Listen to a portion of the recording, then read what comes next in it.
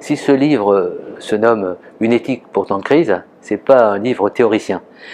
Les arguments que je développe sont tous étayés avec des citations des sources.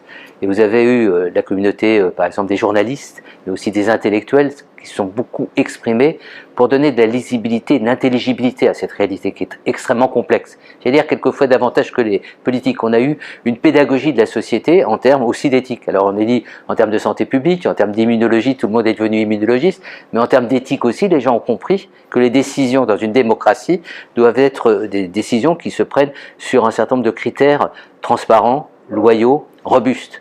On a vu que la question de la justice était quelque chose d'important, notamment vis-à-vis des personnes les plus vulnérables. On a vu apparaître la question des EHPAD, les oubliés qui étaient les personnes très âgées ou trop âgées au domicile. On a vu en quelque sorte toutes nos vulnérabilités, toutes nos responsabilités. Et c'est là où il y a quelque chose de passionnant. L'éthique, c'est pas de la prescription, c'est pas du moralisme.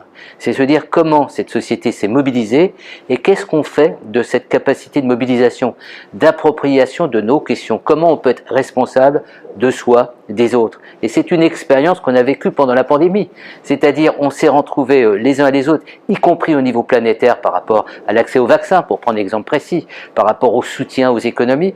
On s'est retrouvés dans un moment de responsabilité éthique, de responsabilité vis-à-vis en quelque sorte de nos pays, mais aussi vis-à-vis de l'université et de l'universel et des plus précaires.